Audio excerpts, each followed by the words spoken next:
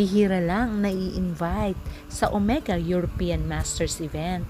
Kaya naman swerte ni Rambo Nunes, Maja Salvador, Kathryn Bernardo at Danielle Padilla dahil umattend sila ng Omega European Masters event.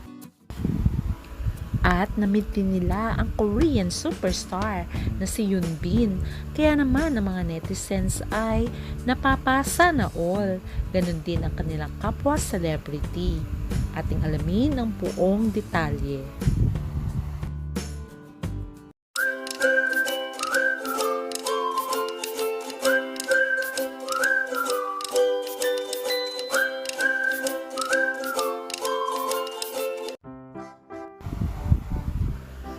Hindi nakakapagtaka na nakakahiligan na nga rin ng mag-sweethearts na si Kathryn Bernardo at Danielle Padilla ang golf.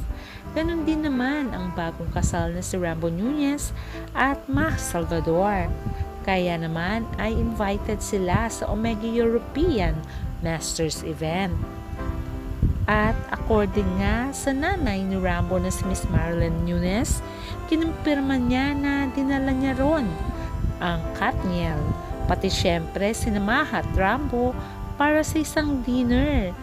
At walang iba ang kanilang guest kundi ang Korean superstar na si Yoon Bin.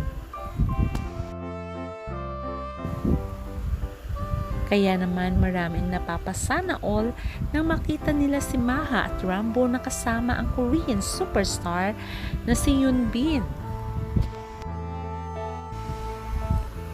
Kaya naman, sinabi ni Miss Marilyn na magkakaroon nga ng dinner at golf event with Yoon Bin. At sinabi rin ito ng Swiss luxury watches manufacturer na Omega.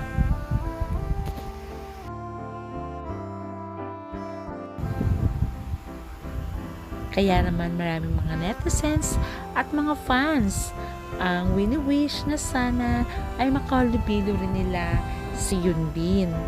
Naging sikat si Yoon Bin dahil sa kanyang teleserye na Crash Landing on You, kung saan ay nakatuluyan niya ang kanyang misis.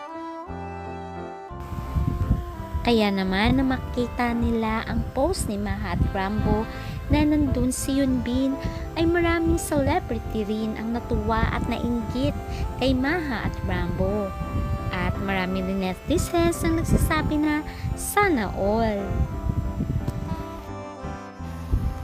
At ang nakakatuwa pa ay napakabait daw ni Yoon Bin dahil nakikipag-usap ito kina Maja at Rambo. Kaya naman marami ring mga TV personalities na sikat ang nagsabi na hindi sila bagay. At marami din nagsasabi na sila ay perfect for each other.